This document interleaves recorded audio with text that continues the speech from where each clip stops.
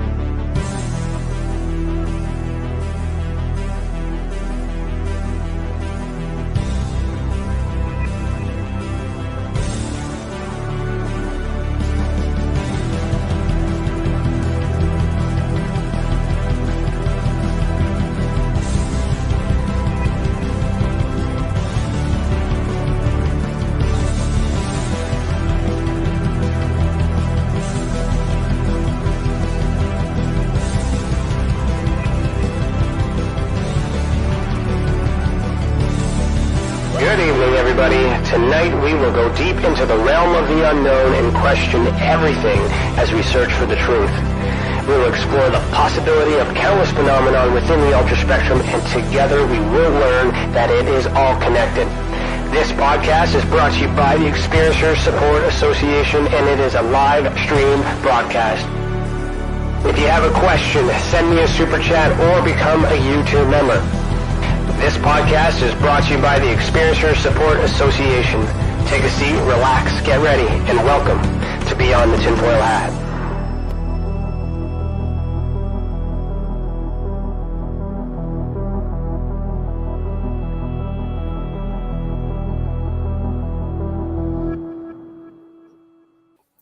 Hello, everybody, and welcome to Beyond the TinFoil Hat. Today is Thursday, January 12th, 2022, and I, Ryan Stacey, am your host this evening. I'm a licensed private investigator, citizen journalist, and the director of investigations for the Experiencer Support Association. Welcome to the channel, and thank you for joining us this evening. A special thanks to all our YouTube members who have helped us keep this program and others free for our experiencers. Remember that as a member, you get to ask questions live here tonight. For all you non-members, you can super chat, send a tip on Rockfin, and ask your questions live. Every little bit helps. At the 2-hour mark, Cece and I will have our after chat, so stick around and we'll keep the conversation going and chat with everybody in the live chat. We will discuss what we thought about the episode and share some recent news from Tessa, and we may also include the guests if they want to join. Tonight is our season premiere, season 5. Can you believe it? Season 5. That's like a whole hand. Our episode 1, season 5. Our guest is Kevin Estrella. Kevin and I have a story to share, but we're going to talk about who Kevin is right now. So Kevin is the guitarist and composer of the instrumental rock band Pyramid on Mars. Hard rock, industrial, and metal infused with lead guitar melodies inspired by violin melodies of Baroque classical composers Bach and Vivaldi. I always said that right. Vivaldi. Kevin has been a guest on over 70 UFO radio talk shows describing his UFO and ongoing extraterrestrial experiences. Kevin's latest album, Cosmic Angels, is inspired by his visitations by extraterrestrials. Elements in all his albums incorporate many things that have been taught to him by these otherworldly visitors, including but not limited to telepathic storytelling and tonal language of the cetaceans and whales. Kevin has also had a passion for UFOs and extraterrestrials. He spent over 20 years researching to understand why they are here. Kevin wanted to combine his passion for music with raising consciousness and awareness of the UFO and extraterrestrial presence. He felt it was always his purpose in life.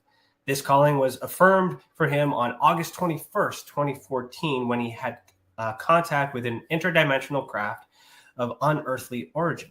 Since then, Kevin began experiencing many related incidents like incredible synchronicities, music downloads, symbol downloads through dreams, neck illustrations, DNA double helix design on his guitar, and an increase in telepathy. His musical downloads are discussed in the UFO researcher Grant Cameron's book, Tuned In, The Paranormal World of Music. Many of Kevin's personal CE5 ET encounters are discussed in Inviting ET, written by Sue Walker. Kevin works with Ponte Zetas, who reside in the Sandia Mountains, Albuquerque, New Mexico, helping prepare humanity for the official First Contact. You can find them at officialfirstcontact.com. Kevin is the host of Pyramids on Mars UFO Radio since 2016, and you can find him at artistfirst.com/pyramid, pyramidsonmars.html. Kevin has a large network of friends, colleagues, and researchers in the UFO community who are experiencers, starseeds, and Star Nation / human hybrids. He brings their stories to Artist First Network. All right. So, Kevin, longtime friend. I haven't talked to you in a long time. Last time I talked to you, it was on your podcast many years ago. It's great to have you. Welcome to the show. Put on your tinfoil hat. We're about to go down a rabbit hole. How you doing? I'm doing good, Ryan. Great to see you again, man. How you doing? Very good. Very good. And thank you, CC, for setting this up. Super stoked. All right. So we're going to get into our icebreaker. And so just play a little jingle here, and we'll see what CC's got cooked up for us today.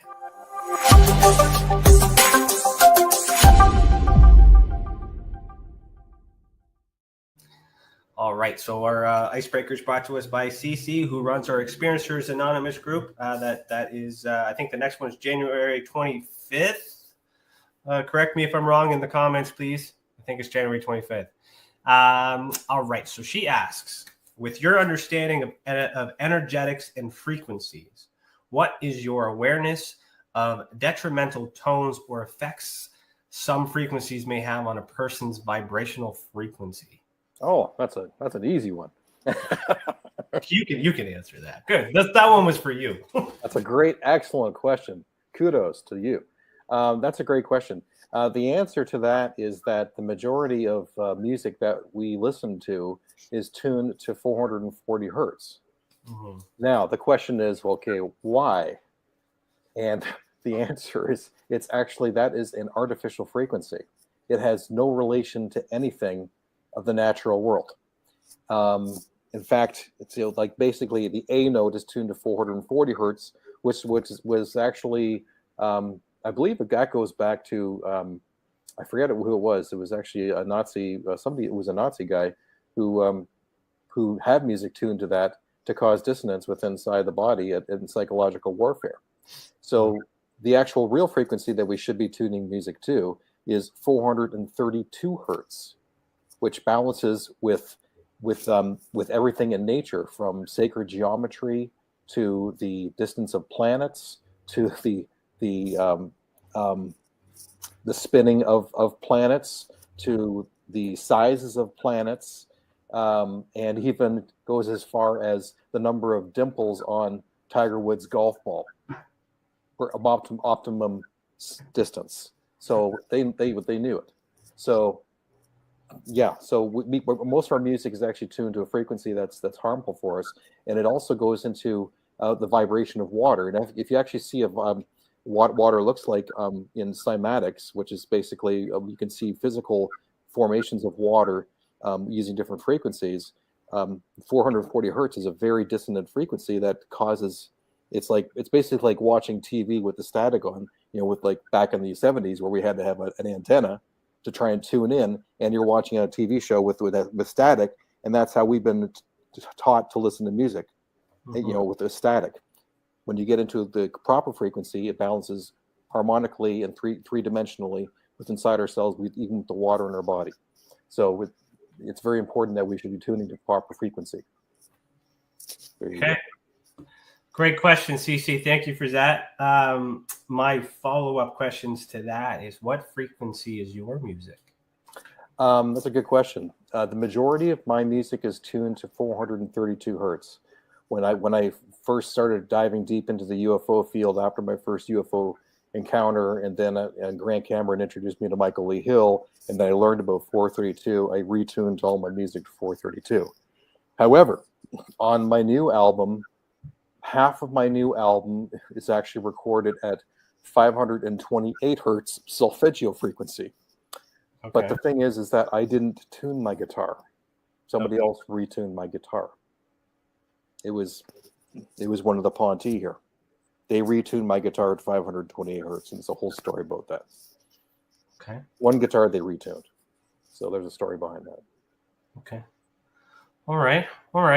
So my follow-up question, the question I normally ask after this is, why are you the way that you are? And I know a bit of how you were and a little bit about how you are, because it's been a while. Mm-hmm. So I don't know how far back you want to go and maybe share, how this all started for you up to the point that we met. And then, and we can kind of go from there. What do you think? I think it's important that we go back in the history, and I kind of start things from the beginning to give a whole picture of where things went. So it goes. Yeah. Sorry, I was just going to say, before you start, I just wanted to say that I realized that the numerology for 432, you add them together, it's 9. So that's right. In the Trinity. So does that have something to do with this vibrational? Oh yeah. Yeah. Oh yeah. Because when you start looking at sacred geometry, if you add all the, if you start adding all the degrees, a lot of the degrees have, three digits. They always add to 9 every single time within the sacred geometries. And it's the same thing with 432. It all adds to 9, which is very important. Tesla even knew that. If you knew the power of 3, 6, and 9, you understand the makings of the universe. Ponti, they even have a phrase: "Find your 9." Find your 9. Yeah, I like that. I like that a lot. Okay, why are you the way that you are, Kevin? Oh boy. Well, basically, I've come to understand through. It's kind of I kind of knew it, but then the confirmations took place. The confirmations took place August 21st, 2014. But I'm what you would call a starseed. I'm also an experiencer, an ongoing experiencer with constant ET contact. And I work in a position of kind of like an ambassador for the Ponti, an expert with the Ponti. I've been working with the Ponti for about 5 or 6 years. However, I believed that when it was around the year 2000 and I was only in my 20s, I was doing a lot of UFO research back when I was in university, and started reading Buddy Hopkins books on alien abductions, and then the movie Communion came out, and then I was following a lot of stuff with Richard Hoagland on things on the moon and things on Mars, and I was really fascinated with this stuff and spent years studying this kind of stuff. But I felt like that really my purpose in life was to raise the extraterrestrial awareness on the planet at a much larger global level. And I just felt like I was waiting and waiting and waiting. I said, guys, I'm here. I want to help. How can I help? But I would have to wait I had to wait 14 years for that affirmation to happen, to realize that everything that I believed was my purpose here on this timeline was actually truthful. And then if I had any idea 23 years ago of where I'd be today, I would not have believed what I would have experienced. But when you start to understand, and when you start to understand about reincarnation and about earth contracts and your purpose here and following your mission, then everything just made sense. It made total sense. So I can continue to go back and talk about pyramids on Mars, and then how that ended up working into the catalyst of my awakening. Sure. Yeah, let's do that. Okay, sure. So around the year 2011, that's when I decided to form my band, my instrumental rock band, Pyramids on Mars, which focuses more on my initial inspiration when I was in high school, listening to guitarists like Joe Satriani and Steve Vai and Paul Gilbert, where I wanted to write instrumental music in the style of Joe Satriani. So Pyramids on Mars was the catalyst for it. I chose the name Pyramids on Mars because that was a perfect analogy and image to awaken people up that we are not alone on this planet, and that there are pyramids on Mars. There are a lot of pyramids on Mars. There are lots of structures on Mars. There's so much that's on Mars, it's unbelievable. But there's also pyramids, thousands of pyramids all over this planet, under the oceans, buried under mountains. This whole planet is covered in pyramids. And now we've discovered I even heard Linda Moulton Howe saying, through the secret space programs, they've gone to other solar systems and they found pyramids on other solar systems that have the exact same geometrics as our pyramids, the Cheops pyramids. So I created pyramids on Mars for this purpose of using my music to raise the conscious awareness of ETs. And then August 21st, 2014, I had just put my kids to bed, and I lived on the Hamilton Mountain. And then I went outside at exactly 10:30, and then within 7 seconds of me stepping onto my deck, on my neighbor to my right, they have a tree in their backyard, and then all of a sudden this object starts coming out from behind the tree, and it was a perfect disc. I don't know if I can do this. It was a perfect disc. So it was a flying saucer, basically. But at the time, I didn't know what I was looking at. Like when I say it was behind the tree, I mean, it wasn't like it was like on one side of the tree or on the other side of the tree, left or right. It was right behind the tree, like it was waiting for me. And then it came out, and it was only about 100 yards away from me, and maybe like 125 feet off the ground. And I live in a very busy subdivision in Hamilton. But it was when I saw this thing, at first I thought maybe it was a meteor because it was glowing orange and red, and it seemed to have smoke coming off the top of it, and then smoke coming off the bottom of it like mist. And I didn't know what the heck I was looking at. And it made its way across just my backyard. And it was like really close. I could have thrown a rock to hit it. And then I'm thinking, what is that? What the F is that? And at the same time, and I didn't realize what was going on, when this object appeared, everything went silenced like a vacuum. There was no sound at all. It was just complete silence. And then this object, it turned away from me to go south towards Binbrook. And then as it turned away, then I could see that basically I discovered later on that what I was looking at, this object was covered in a plasma stream. And that was a giveaway from MUFON, that this was actually a physical object when I reported it to MUFON. And it was Stu Bundy who did the report, and you know him. But when the object turned away from me, then there was no light at all that was projecting from this object. And the object was more oblong, like a football, like that, and had no light whatsoever. But then it was forming this like white, like almost like an umbrella of white vortex swirling in the front of it, almost like a portal or something like that. And then it made its way towards Binbrook. And then it seemed like then the sound started to come back, and I could, it wasn't so much of a vacuum. And then I freaked out because I realized that I saw a UFO. So I reported the whole thing to MUFON, and I was for 2 weeks I was in complete shock because I had waited my whole life to see a flying saucer, and then when it happened, I wasn't ready for it because it displayed physics that I had never seen before that didn't make any sense. And you're trying to make sense of something with physics that you've never seen before. I didn't know anything about plasma streams. I didn't know what that was. The mist that was coming off it. I was completely freaked out, thinking, is this military? Like, I don't think we have this kind of technology. I never even seen any of this stuff like in movies or on YouTube of what I saw. And so it would be almost a year later when it was the first Alien Cosmic Expo of 2015. That was it was advertised, and there's a big paper article in the Hamilton Spectator about it, and they were introducing the speakers, and Stanton Friedman was there, and they were talking about. And then when I started reading about Grant Cameron, that's when I freaked out because it was saying Grant Cameron is world-renowned, award-winning UFO researcher from Winnipeg. And he's going to be speaking about extraterrestrials and musicians and why extraterrestrials are contacting musicians to raise consciousness of the ET presence.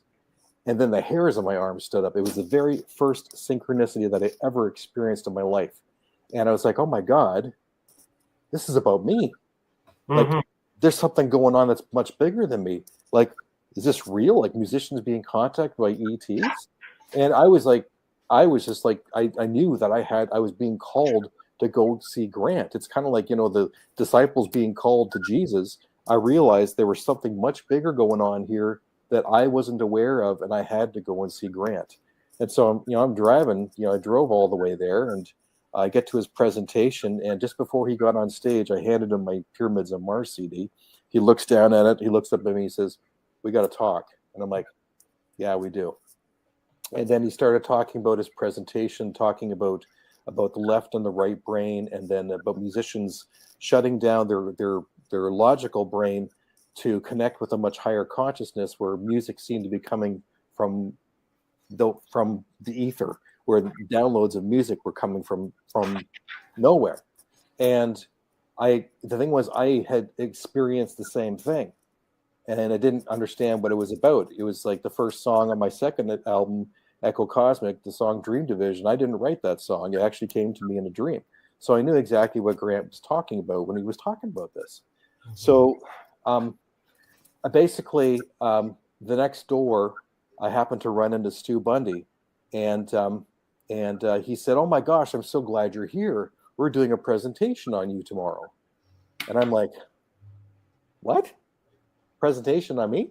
He says, "Yeah, your UFO sighting was one of the most authentic cases we've ever come across." He says, "Can I ask you a couple questions?" I said, "Yeah, sure." He said, "Describe for me again what the object looked like when it was turning away." And I said, "Well, when I was looking at it straight on, it was orange and red and kind of had this stream going across the top of like mist. And then when it turned, then all of a sudden it didn't have any light at all. That light stream like kind of faded off." And he said, "That's it." He says, "What you were looking at was plasma. That was a plasma stream. We did research on that night, and there were no other comets or anything like that in that area. We were able to isolate that there was nothing in the skies that would have caused that." He says, "You were actually looking at a real physical object." And so that was a real confirmation for me. But then the next question was the question that really freaked me out. And I said, "Well, how many other people saw it? There must have been huge, like a whole bunch of reports, because it was right over the, one of the largest, it was off of Upper James, is one of the busiest streets in Hamilton. And it was in a subdivision that everybody should have been seeing. It was only 10:30 at night. How many other people reported it?" He said, "Well, that's a funny thing. Nobody else, there were no other reports." And that's when I got scared. Well, they could have also reported it elsewhere too, right? They might not have reported it to MUFON, but they could have reported it elsewhere. Well, they could have, but from what Stu said, there was no other reports to MUFON of that, and there should have been, because it was only maybe 50 or 75 feet above the houses of a very busy subdivision, and nobody else saw it. And so that's when I contacted Grant, and I told him the whole thing. And he said, "Yeah, actually, I saw MUFON's presentation, and we'll talk about that." "Yeah, no problem, we'll talk about that." And then when I go to meet Grant and have coffee, I went through the whole thing again. I said, "How is that possible where nobody else reported this thing? And, it seems like I'm the only person who saw this thing." And he said, "Yeah, it happens all the time." And I'm like, "What do you mean it happens all the time?" "Yeah, it happens all the time. It's called the Oz effect." I'm like, "What do you mean?" He says, "They have an ability to be able to shut down people, to be able to have contact with the people that they want to have contact with." And they were having direct contact with you, Kevin. They weren't going out, for a beer run. And so he said they were in direct contact with you. And that made more sense, because there was another UFO. I was actually on another UFO radio show after that called The X Zone with Rob McConnell. And they're actually from Hamilton. And they did a full investigation of the night of my sighting, contacting, the airports, contacting the military, anybody else, any other site, anything that there other sightings or anything that there could have been of people collecting information about this object. And there was nothing. They couldn't find anything. And so after the radio interview the next day, the producer emailed me and said, "You're a liar. Don't ever contact us again." So there was more, confirmation for me that what was being told to me was accurate in regards to there doesn't seem to be anybody else who had contact with this craft. So that's where everything began from that craft, and then my life really changed going forward. Okay. So we're going to jump ahead a little bit here. Present time with with my studies as of late, I started looking into the possibility of these events being connected through consciousness, meaning you saw it and you thought it was real in the three-dimensional realm, but perhaps may actually exist in an interdimensional realm, but you're unable to discern the difference at the time.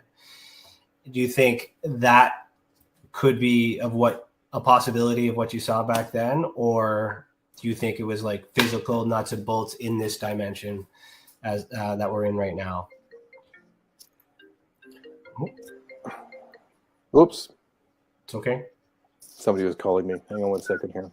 Not the CIA, is it? No. Can you still see me? Yeah. Okay, great. I believe that what I saw was a physical craft from what I saw, especially because I didn't even blink. When this thing came into full view and it came across my backyard and it was glowing red. The other thing about this thing that really threw me off was that it was two-dimensional. So it had height and width, but it had no depth. It looked like a hole in the sky, like looking at a solar eclipse. So that was the other thing that threw me off in regards to the physicalness of this craft breaking laws of physics. But then, as I said, as it turned away, then I could see the whole craft. I could actually see what its shape was. So it was oblong from the width, but I guess if you're looking at it directly on it, it just looked like a UFO, like a kind of like that. So it had a very interesting shape to it, almost like a seed in some way. But I believe that it was a physical object. I do. Okay, cool. All right, so then 2015 Alien Cosmic Expo, the first one. Mm-hmm. And then what about the next one, 2016? Was that when I met you? That would be, yes, sir. Oh my gosh. Okay, yeah. So, so I at that point I had had a lot of synchronicities with in a dream where these three extraterrestrials, these three grays, were handing me my guitar back with this double helix design in the neck of the guitar, which was actually a crop circle from Wiltshire, England, from 1997. And 3 days after I had that dream, I was followed by Neck Illusions on Twitter, who actually create designs for necks. Okay. of decals. It was like this crazy synchronicity that took place. So I contacted Mark from Neck Illusions, and I asked him, well, can you create this thing? Because I saw it in a dream. My guitar is being handed back to me with this. And they did exactly the way I saw it in this dream. Wow. And it's a DNA double helix. And I believe it represents DNA activation. But between that time, I had been starting to have more synchronicities. I think I had just met the Ponte at that point. But when I met you, something really crazy kind of happened. So I had gotten to the Alien Expo, and my friend Campbell Foster, he had a booth that was set up, and he creates something which he calls the Pyramidion, which he had a pyramid set up, which is with copper rods. And then I went inside it to do a meditation, and the energy was inside this pyramid was extremely powerful, and we were basically doing a chakra alignment. But I needed to he had to actually pull me out of it because I was getting really dizzy. It was that powerful, and I felt like my energy was going all over the place. So then I went to go to the main room to to see the presentations were going on, and then you were doing a presentation on one of the cases that you had studied of a family in Burlington. It was a mother and her daughter. Mm-hmm. And while you were doing the presentation, my energy was starting to balance a bit more. I could feel myself lining up, and then I just felt like I had this energy flow going from the top of my head down through the bottom of my feet, pouring out like a waterfall of the work that Campbell had done on me. I think this is very significant for what had took place next. So then during your presentation, for context, in my perspective, that was so in 2015, I did a 10-minute presentation at that Alien Cosmic Expo. I was there briefly, in and out. Then that 10-minute conversation turned into an hour presentation. So that presentation that you saw was my first ever MUFON presentation. So I had that all prepped up to be all like investigator like, science like, and all these other things. Knew absolutely nothing about those types of experiences that you're about to get into and that you've experienced before. Nothing. So I didn't even know those things were possible because of all the things that I was investigating. So when this happened, I was like, and you'll explain it, but when this happened, I was just like, I don't know if this is real or not, but he believes it's real to him, so we're doing this. Right? Well, so continue. So you were doing a presentation about a family in Burlington who had some extraterrestrial experiences, and they had some markings on their arms. The daughter had seen things, and you were trying to get more information. And one of the things you had asked her about, can you draw what you saw? And then one of the drawings that she had was of this red-scaled reptilian with wings. Mm-hmm. And I had never seen an extraterrestrial like that before, but I had this sudden knowing, and I knew that was an alpha draconian reptilian. I don't know how I knew this. I just knew immediately that was alpha draconian. And then the next picture you had shown was a picture of a gargoyle, and it was kind of like like comparing kind of like demonic looking kind of things, and it was kind of a comparison regarding this thing, because you said, look, you gotta be careful what you ask people, because look what she drew, and then she drew this. Mm-hmm. And I was thinking at the time, this is a real cosmic prejudice, to be being negative about a star nation because of the way they look. And so I just kind of coughed it off and just kind of let things go. And then you were talking about angels and demons and things like that.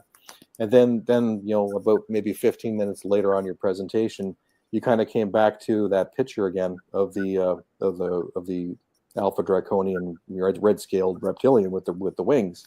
Mm-hmm. And it seemed to be kind of like, then it was going back to talking about gargoyles. And I wanted to say something, but I was biting my tongue.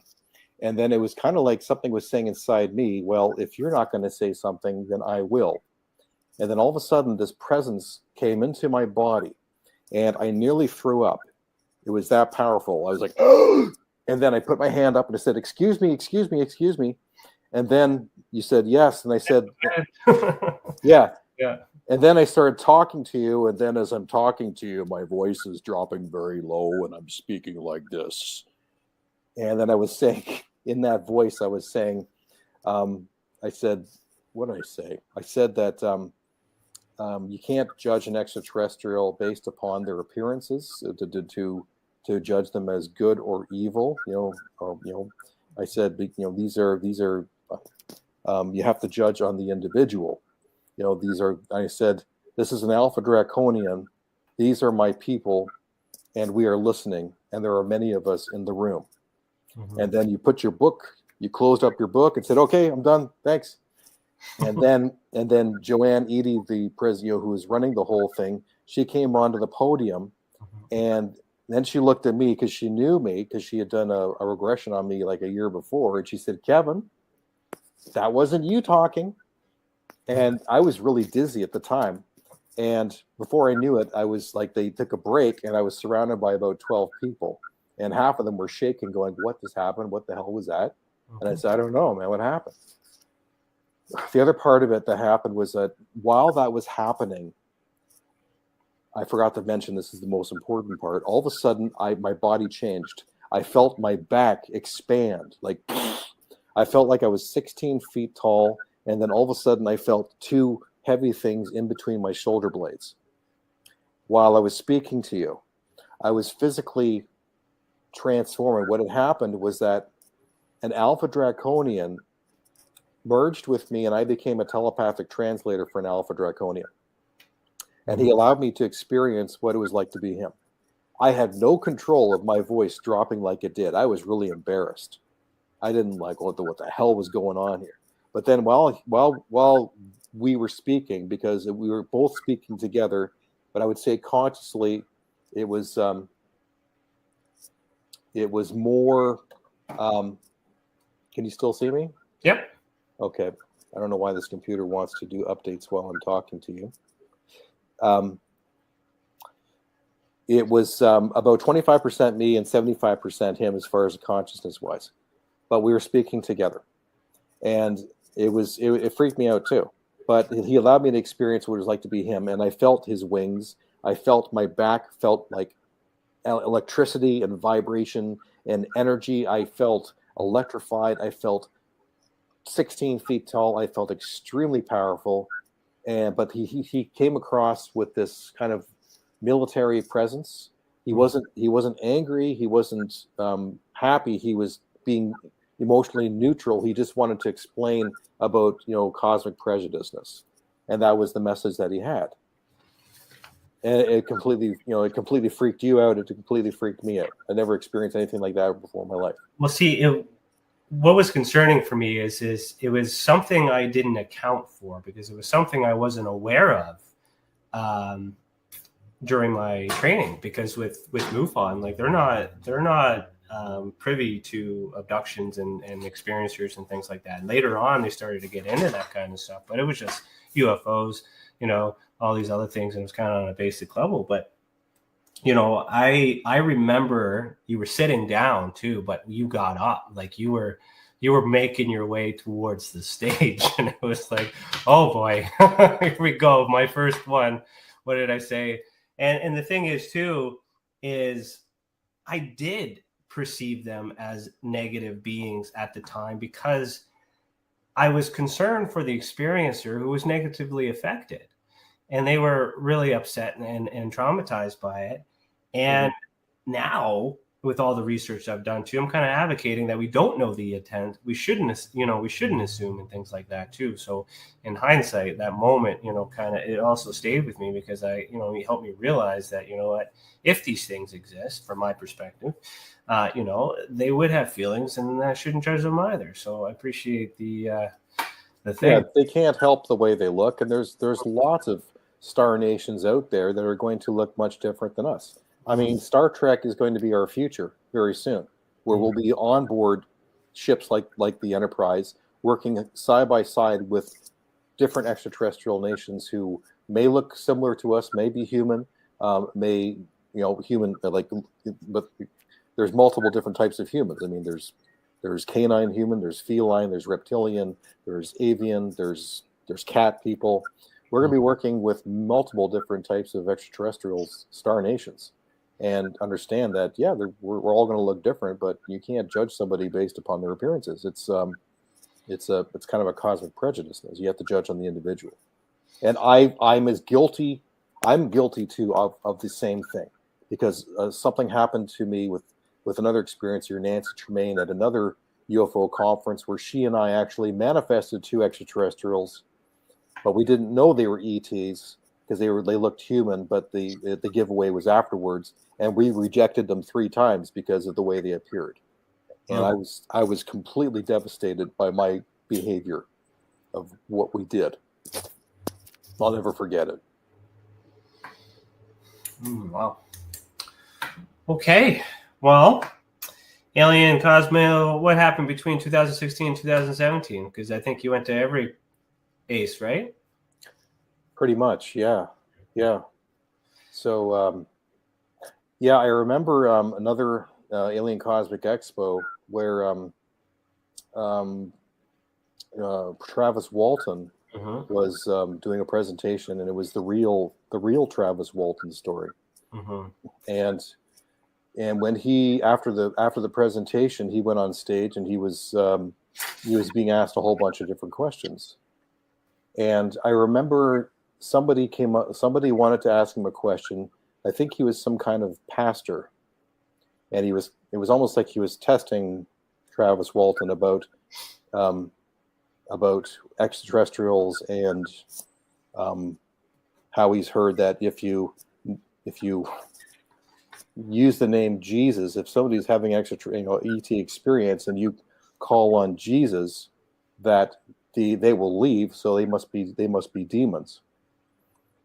And Travis Walton didn't have an answer to that, but I did, because of the teachings that I've gotten and the protocols that I know that I've learned from the Ponte. And so Travis knew me because I had been introduced to him the year before at the Phoenix Lights celebration in Phoenix, because he was there, and Zuni tribe leader Clifford Mahudi personally introduced me to Travis Walton backstage at that time. So I put up my hand and asked Travis, I actually have the answer to that question. Would you mind if I answered that question? Why, about that? And then I explained that Star Nations have a protocol. There's rules that they have to follow, and there's 3 of them. Cause no fear, do no harm, leave no trace. If any of those 3 protocols are broken, they are in serious trouble.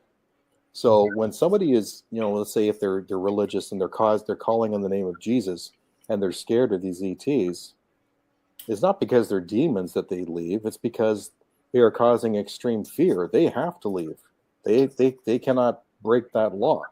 So that's that. And that for people who want to have extraterrestrial contact, the first thing that you need to learn is to get over your fears. Right. They can't contact you unless you get rid of your fears. That's when I started to have my contact, is when I was able to remove the emotion of fear out of my life entirely. I've never felt fear for 4 years. I don't know what that emotion feels like anymore. I have zero fear of anything. So that's when you can have contact, because you've gotten over that. And that's why they show up all the time here. The first rule, I've already mastered that. But the other thing was, I explained, do no harm, leave no trace. I explained, Travis, you understand what happened to you, why they came back, and why you were gone for 7 days. I said, because they were having a malfunction with their craft, and you got too close, and you end up getting killed. It was their fault. But they're not supposed to cause harm. I said, they were in serious trouble. They had to fix you.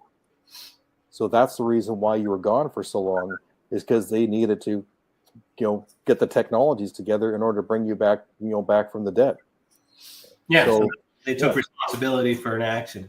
They took responsibility for the action because they broke one of the three rules.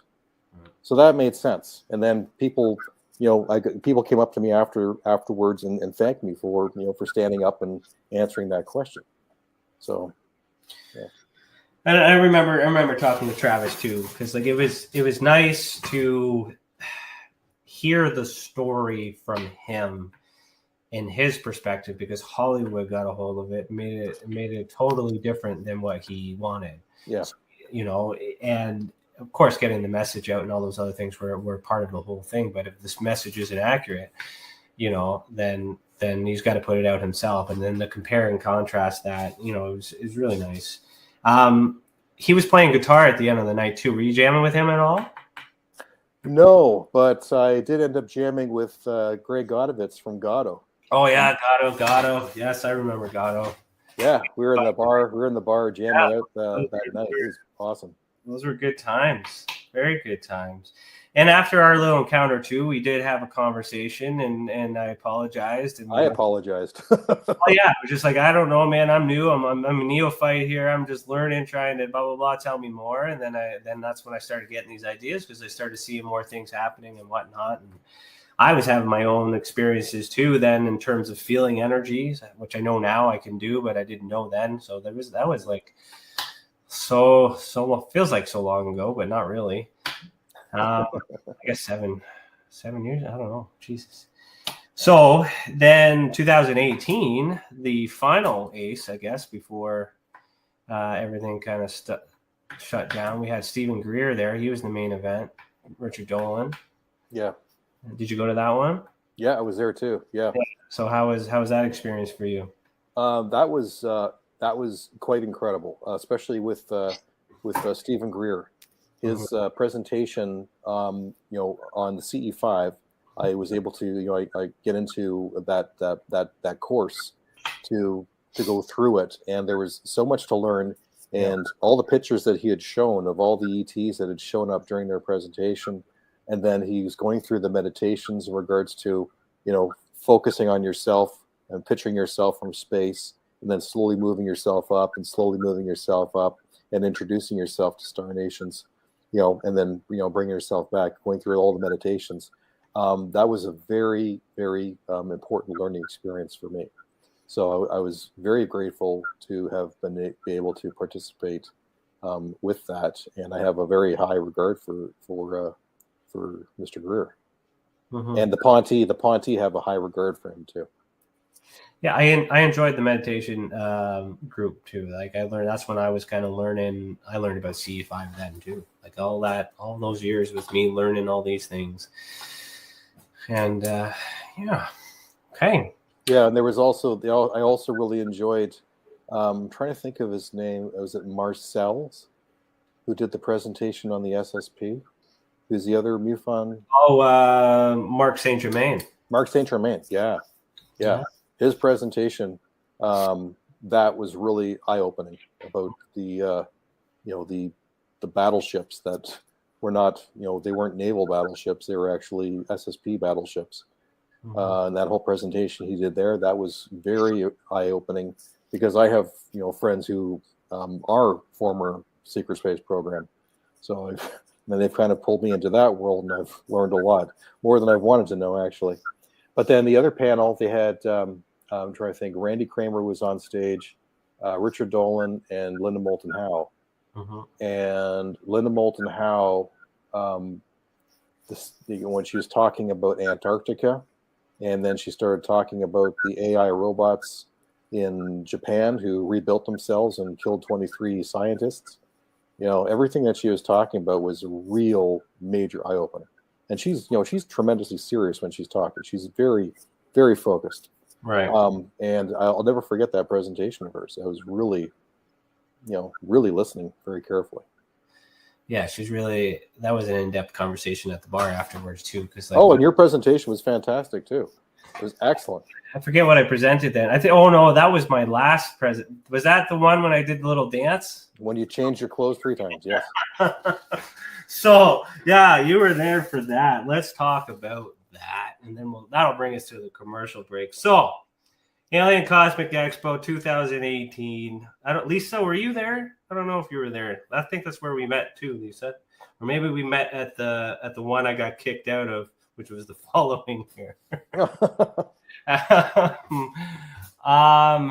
Okay, so I was going through this whole I need to I don't want to be with MUFON. I need to be independent, which I am today. So I kind of needed, and I knew that was a lot. I was going to resign from MUFON or something, or I was going to I knew things were going out at that time. So a lot of pep talk with some friends that were around at the time, and kind of encouraged me to say, hey, this is your last presentation, so make it your best one, right? Right, yeah. And so I remember the chips?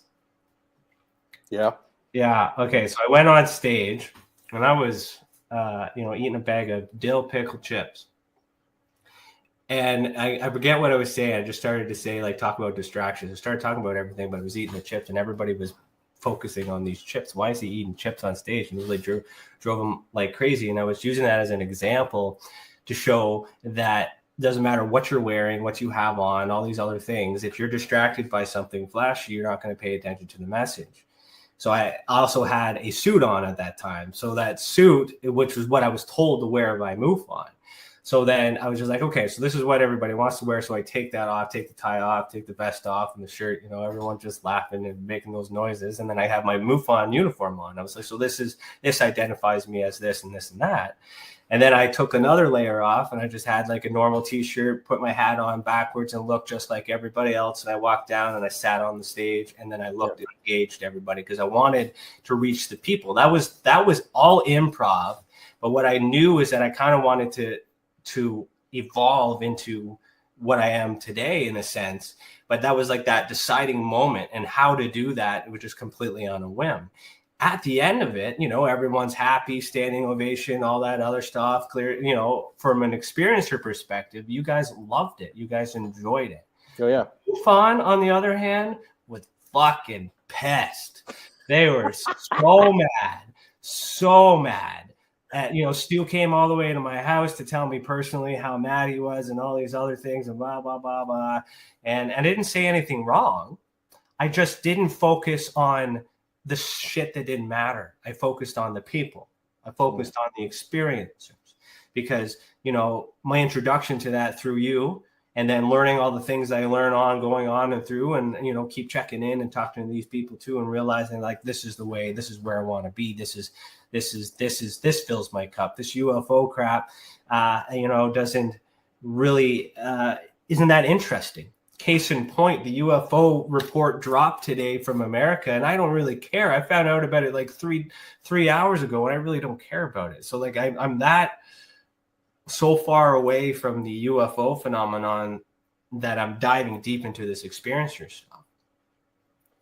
Yeah. And you very well could have been the first person to steer me that way. So it must have been, I would say it'd probably be Grant Cameron, because that's where he came from, was the nuts and bolts. Yeah, and you know, and following in his wake too. And it's interesting when you mentioned the ETs contact musicians. I know that Grant's into music. He's a musician himself, right? No. I'm a musical idiot. Well, yeah, musical idiot, he said, yeah, but he's fascinated with that stuff. But like, I'm a former musician too, and well, still am technically. I just haven't played in a while. But when I look back to the days that I wrote those music, the things that you explained earlier about how it just comes from out of nowhere and source, and then all of a sudden you just have this song and these messages and all these other things, I can totally relate, you know, that it comes from another place. I never really got anything divine in the sense of, or direct of a being saying, we did this, here we are, this is the reason for everything. Have you seen the Tessa map? The geometric shape with all the yin yang and the Knights Templar cross. Yeah, I think, yeah. Yeah, so that was a personal download experience that I had. And that was after I left Move On. So I had some crazy experiences too. But now what I'm trying to come back to is that this is, I think, the second time or maybe the third time we've had a conversation involving music. And if Grant is right about ET contacting musicians, then what is it about you and I that we would have in common besides playing music?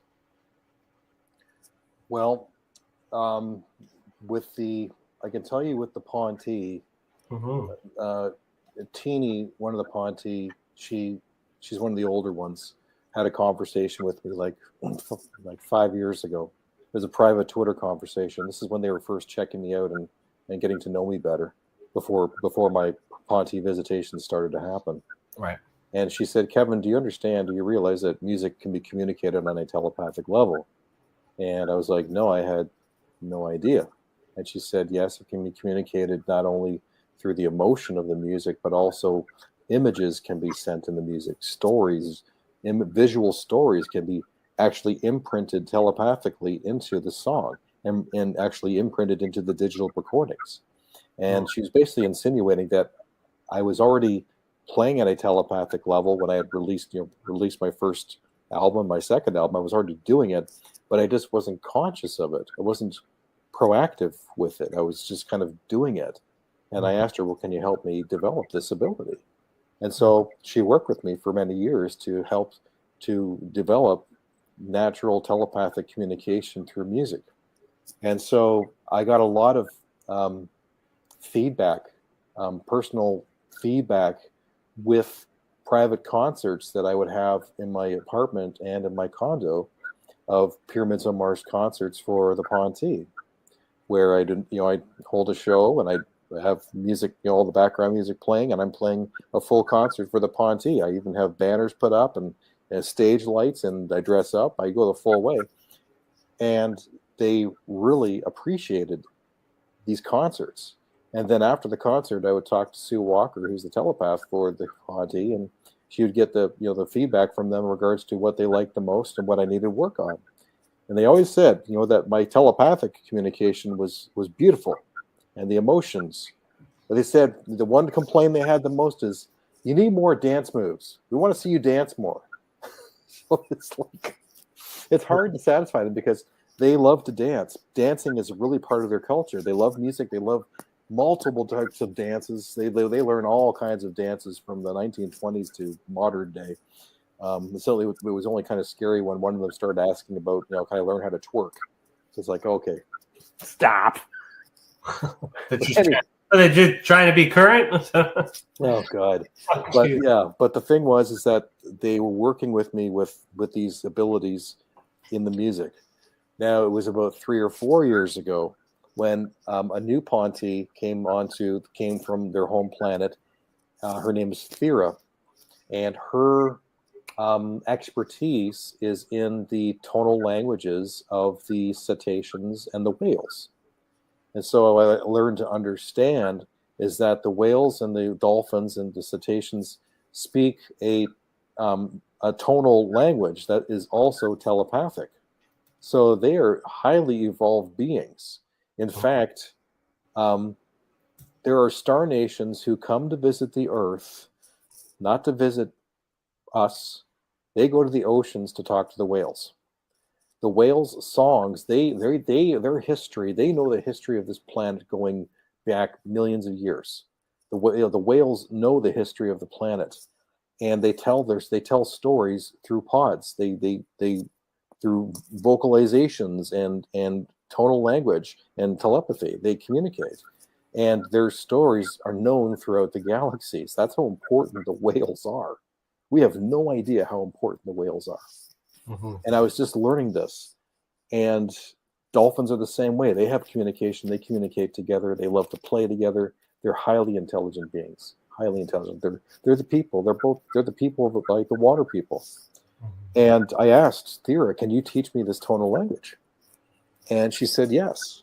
And so what happened was that there was one morning where, like, the Ponte have given me multiple downloads where they've picked me up in the middle of the night, taken me somewhere, and they've downloaded me with information.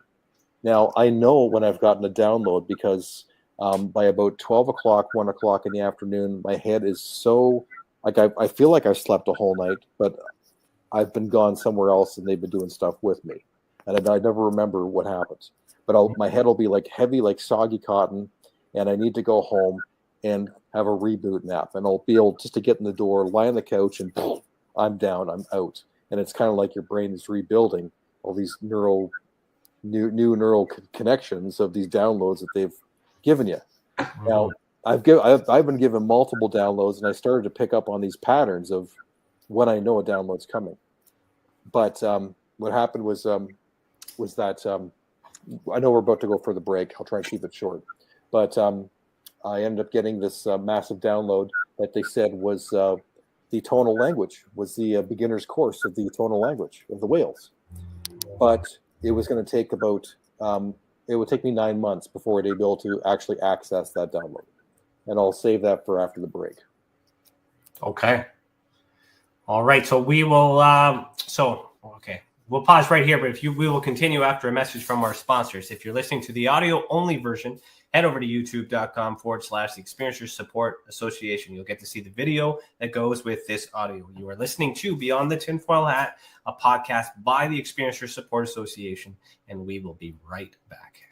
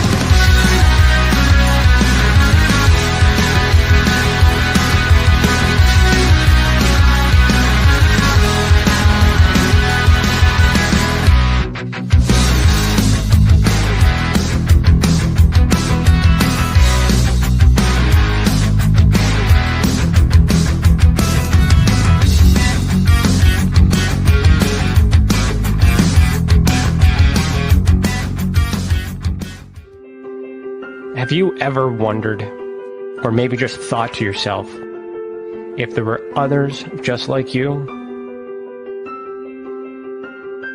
You know, people with extraordinary abilities, psychogenic advancement, and perhaps unique intuitions. Maybe you just wondered if there were other people who experienced unimaginable, unexplained, or even unusual and paranormal events. Are there people who have more questions, more fears than answers? Well, you're not alone. You've never been alone. We believe you. Sign up for EA today.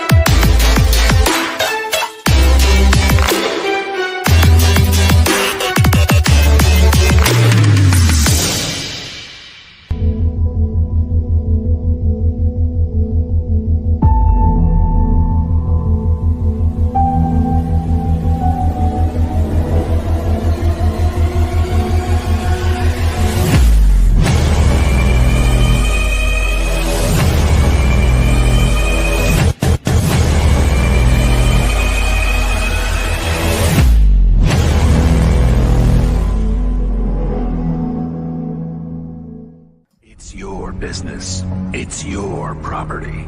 Your assets are worth protecting. Blacklight Investigative and Surveillance Services specializes in patrolling and inspecting residential or commercial property against fire, theft, vandalism, terrorism, and illegal activity. People and buildings are monitored to prevent crime. Keep your property, your people, and your assets safe from threat. Our elite staff are dual licensed private investigators and security guards. Blacklight Investigative and Surveillance Services. Go to blacklightiss.com.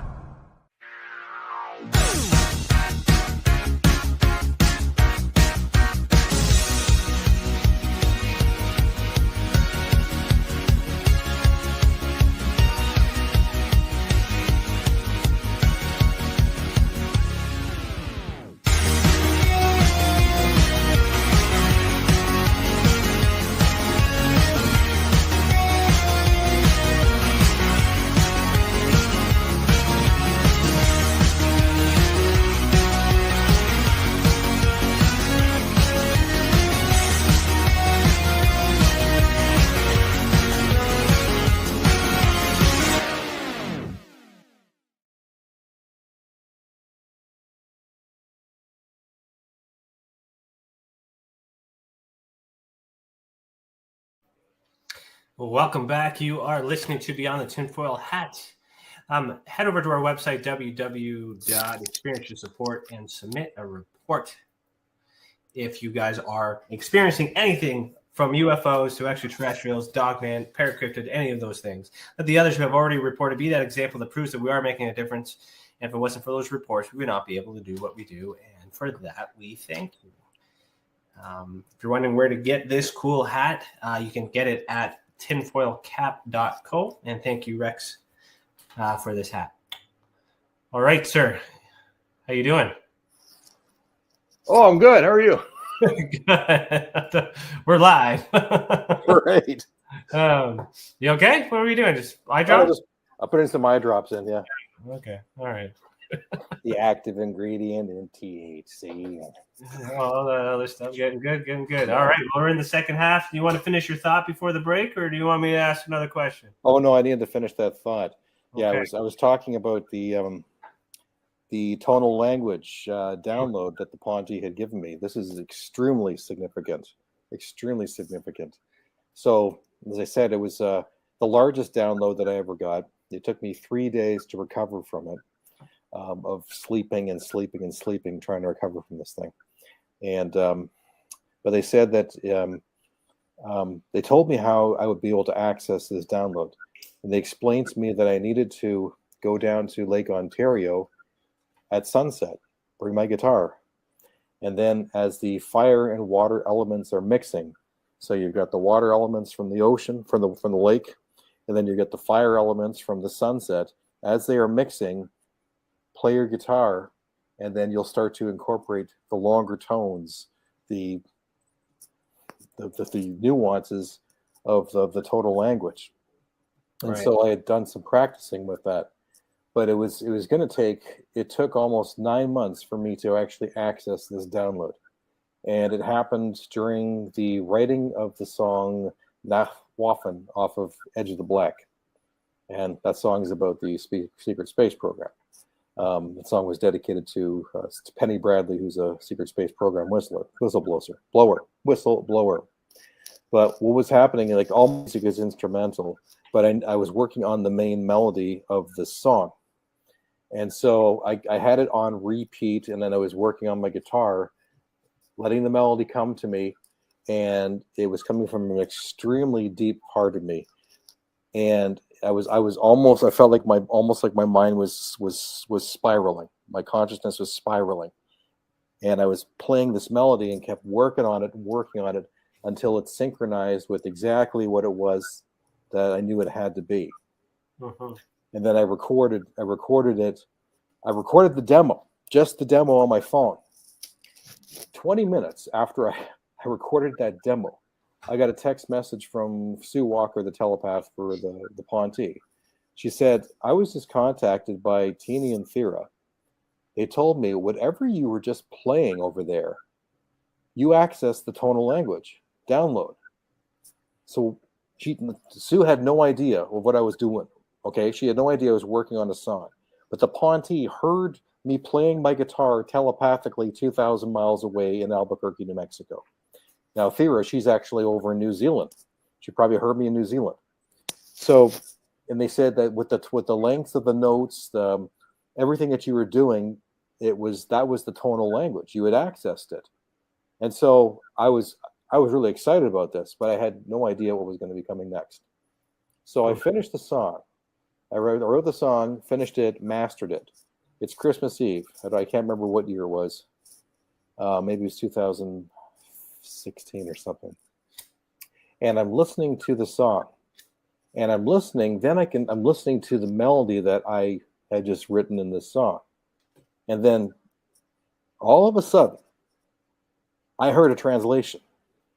I heard the melody that I was playing on the guitar was saying, "Do you hear me?" And I stood up and I screamed, "Oh my God, I'm saying, do you hear me?" And then I put my head down on my table and I cried for about 20 minutes because I knew what I had done and that it was real. And so I messaged back to Sue and I said, "Oh my God, Sue, that song, there's a translation. It's saying, 'Do you hear me?'" And the next response back from Sue was, "I'm hearing cheering coming from the mountain. You're right." And they're sending the message back to Thera over in New Zealand. So I had access to tonal language, and there was an actual translation that the melody I was playing was, "Do you hear me?" So that was the first major eureka. It was probably the biggest moment of my life since the birth of my first son. I'll never forget it. And then I had another song on that album, on the Edge of the Black song, which was called The Whale Song, which was more of a kind of a telepathic translation of a very large whale who was speaking, and I was playing what I was hearing this whale speak, basically. And I've had some friends analyze that song, and there's a part in the song where it's going like it's like this thing I'm doing on the guitar where it's like ooh, this kind of howl sound, and they said, "My God, it's a whale who's imitating the call of the wolves, and she's calling the wolves home. She's calling her children home. That is what she's doing in this call." So that was a huge affirmation for me too. Now, just recently over the Christmas holidays, I had worked on a new song. I was commissioned by somebody to, they asked me to write a personal song for a very important experiencer, which I did. And there's a lot of big things that are going on with the song as well. But what I found out from speaking to some other friends of mine who are connected with other star nations was that song, not only does it have telepathy in it, but it also has tonal language as well. So I don't know the translation or what part of the song is tonal language, but I've just been told there's tonal language in it. So these are the things that the Ponte have been teaching me about tonal language, telepathic communication, storytelling through music.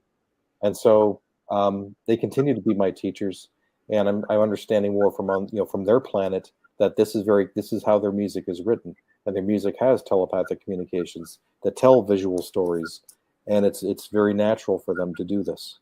So we're just tapping into it. When you write your music through these experiences, are they start to finish? Like, do you just play it, record it, and then listen to it, and then produce it? Or like how does the editing go when you want to make it into a CD? Because you're getting these messages, but how do you determine where to cut and edit, to make it a production?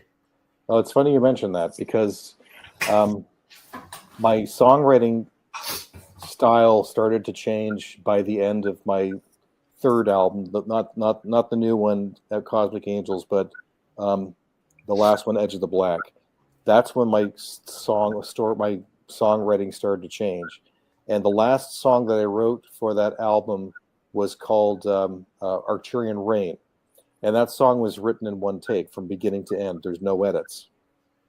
Since that point, on my newest album, Cosmic Angels, which has 9 songs on that, every single one of those songs was written in one take. No edits. From beginning to end. The whole song just came together in one take. So that's where this telepathic storytelling is coming. So no, there are no edits. It's like the whole song just came together. The beginning, the intros, the verse, the choruses, the breakdowns, everything. And it doesn't fall, it does. My songwriting style is not, stagnant. It's not like always the same. It changes, but the songs wrote themselves in one take. So that's how my songwriting has evolved. Yeah, and that's. I was just going to say there have been some times where I've just had that inkling and you pick it up and you noodle for a little bit, and then all of a sudden you're like, hey, that sounds good. Let's keep playing. The next, 6 hours later, boom, there's a song. Yeah. So it's interesting, and I mean, to apply the extraterrestrial connection to the music is this is a new discovery for me, something I should have already known, but I find it more intriguing that we get into it. I'm starting to believe it, because I associate music as a huge part of my life at one point, and it's something I've been trying to get back to, but I've been staying away from it for some reason, because I just feel like maybe there's that fear, maybe if it is somehow connected to this stuff. Well, I'll tell you, there's nothing to be afraid of.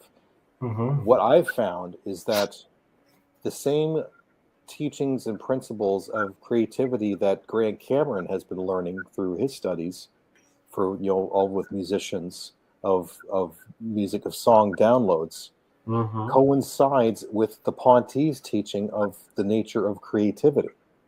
And they've explained the nature of creativity. And they call it the edge of the black.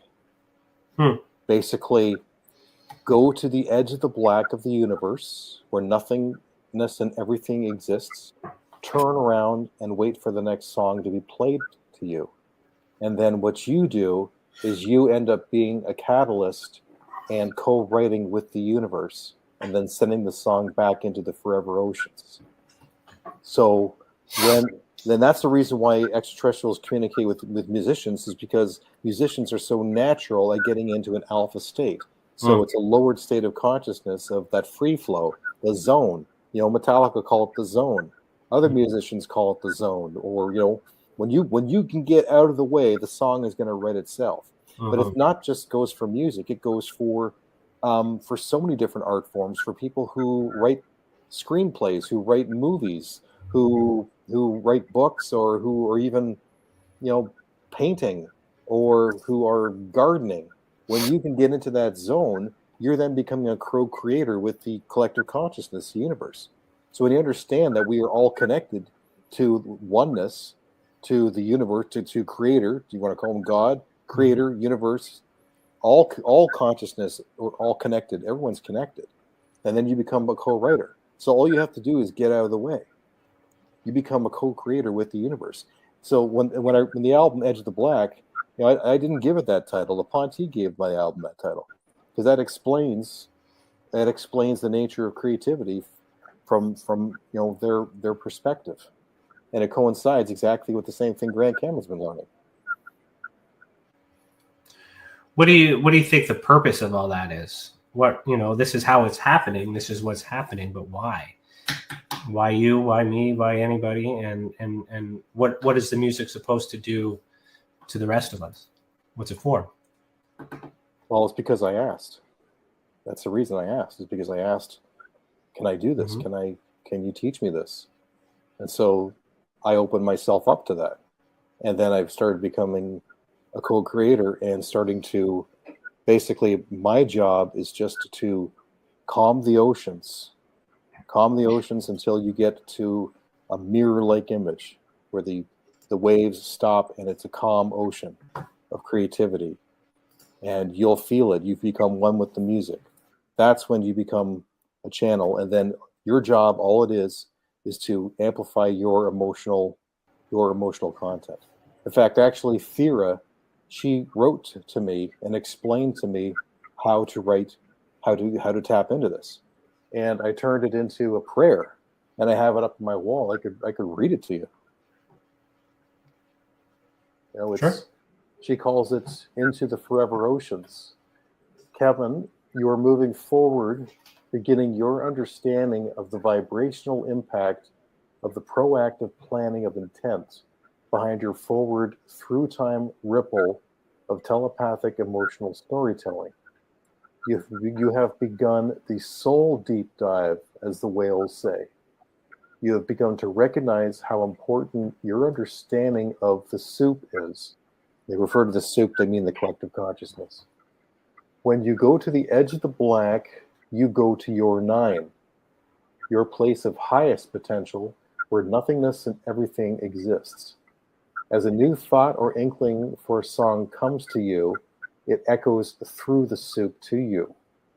Add your interpretation and your emotional story potently to the ripple and amplify your emotional portion. Sing the strings, sing them with your tears, sing them with the greatest love that you can put into the intent behind the images you are sharing. Tell a visual story and an emotional story with your guitar. The chords in reality are complex, emotion-filled murals. Make every note count, like the brushstrokes of a painting, or the tremble of an emotionally laden voice.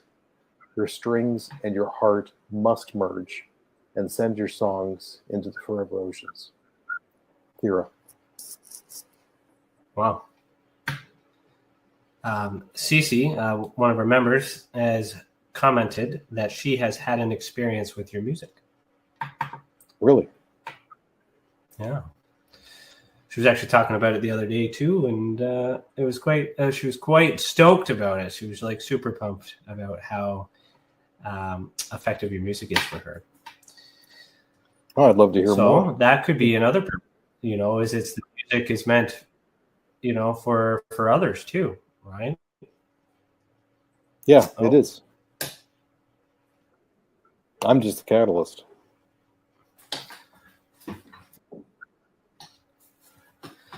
Why you? Why do you think?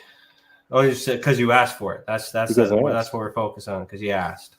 Well, I asked, simple, and it's also because that's part of my mission here. I mean, there's a reason why I'm contacted by star nations on a regular basis, and not just the Ponte. I mean, I've had contact with multiple different star nations.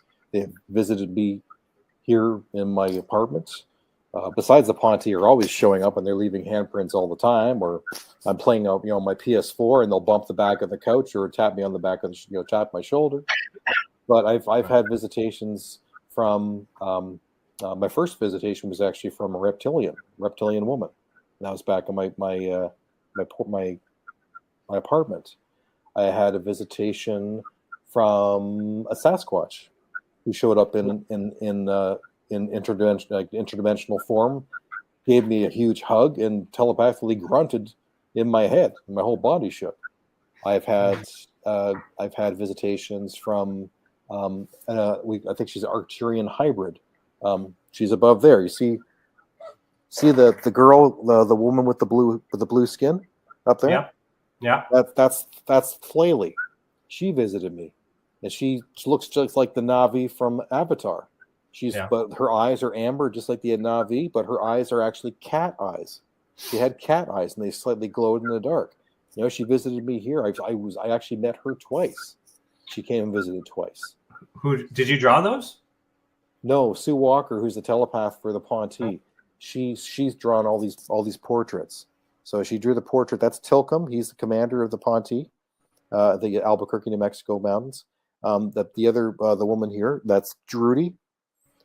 She's a female Ponte, and then above there, that's Thera, who visited me.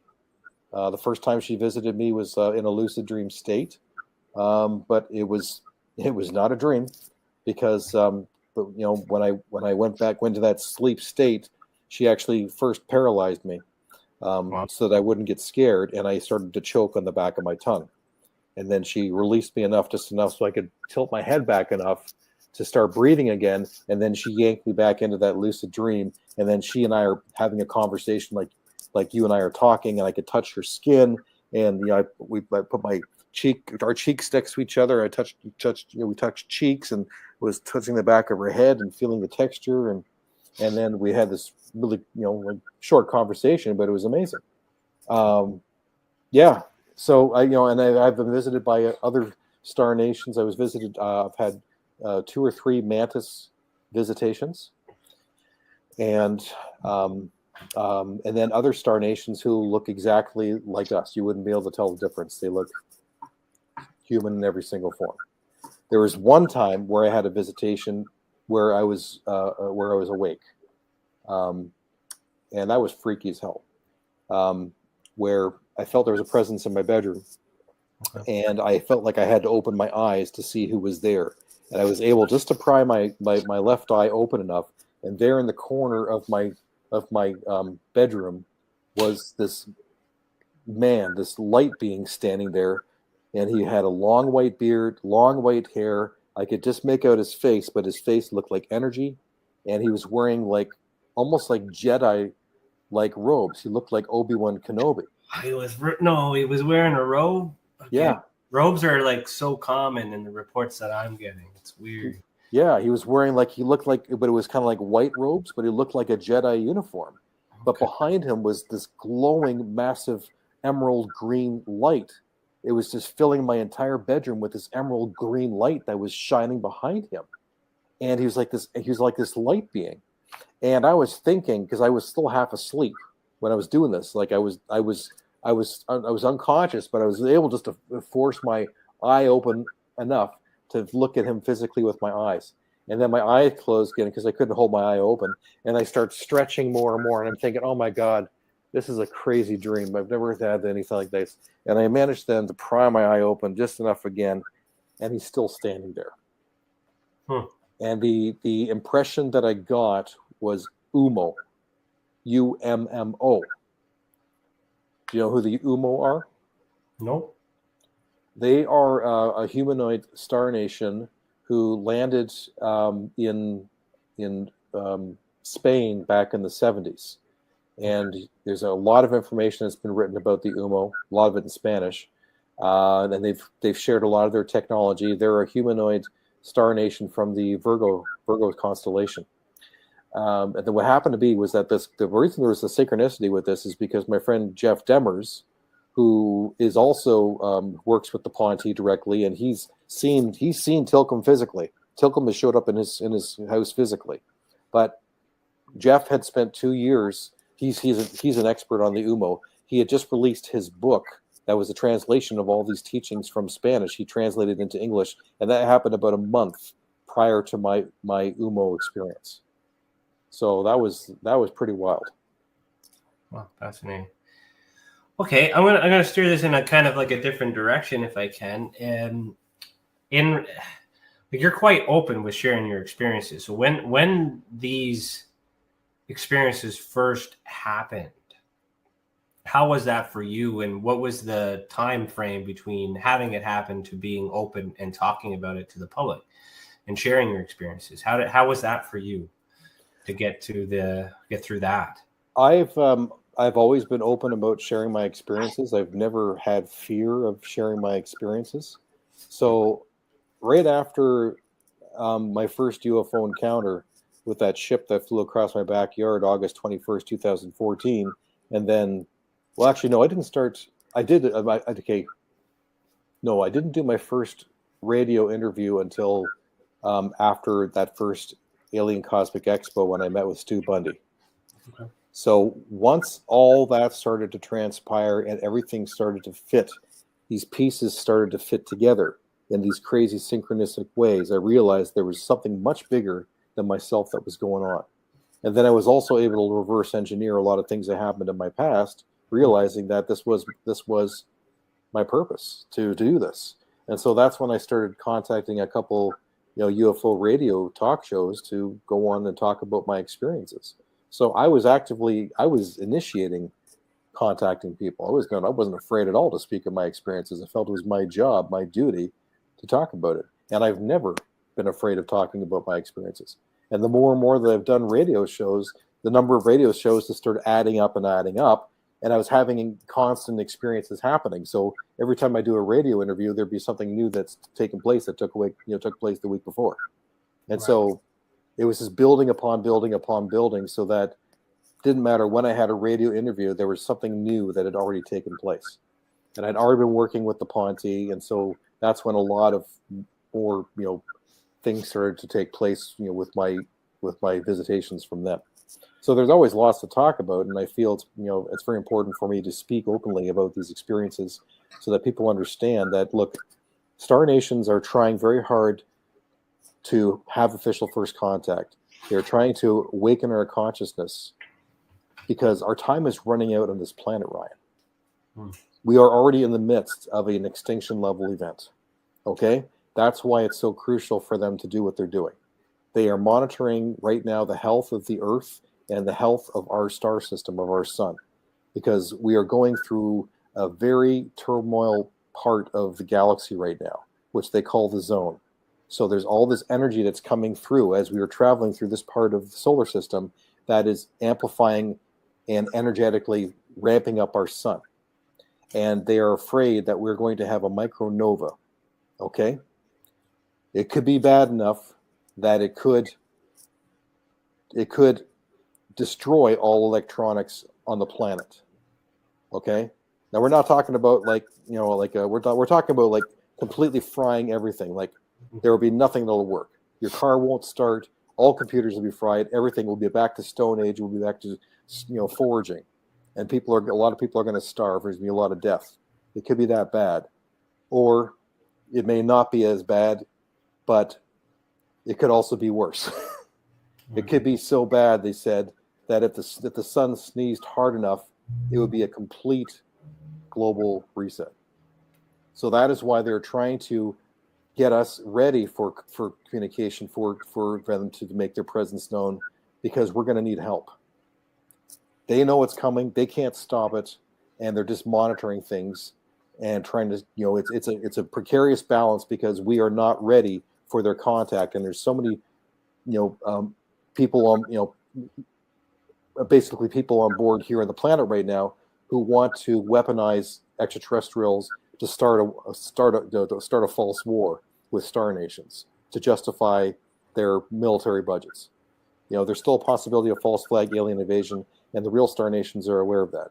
And they've made it clear that if that does happen, if there is a false flag, official first contact is canceled. They'll just say, fuck it. You guys are on your own. And then we're fucked. Why wouldn't they intervene and expose that it's fake to reveal themselves as... Because who's going to believe them? Yeah. I mean, people believe that they've injected themselves with a vaccine. What else can I say about that? Okay. All right. Well, how do we prepare then if it's inevitable? Honestly, at this point, all I know is that they are slowly moving forward with official first contact with more daytime sightings. That's why you're seeing a lot more UFO sightings. They're also working with contacting other, larger people who are influencers. So they're working behind the scenes trying to speed things up with official first contact. But I really, honestly, I don't know how they're going to speed things up enough, and will we ever be ready for it? Because we're running out of time. We really are. How much time do we have? I don't know. I have no idea. Hundreds of years, thousands of years, 10 years? Less than 50. Less than 50. Mm-hmm. That could be why they're trying so hard to get on, to colonize Mars. Well, the moon's already colonized. I'm sure we have colonizations already on Mars. There's a lot going on with the secret space program that's, kept hush hush. How much do we want to talk about a secret space program? What do you know No, about? I don't know much about it. Mm-hmm. I really don't. Not enough to make a just to get Have into it. Have you had any negative experiences after at all? Anything? Not negative in terms of a negative response. Like, have you had any government involvement? Any Men in Black? Anyone asking questions when you started talking about your experiences? Not like that. Okay. No, not like that. No, then anything close to that? Like what were we thinking of? Where were you comparing it to?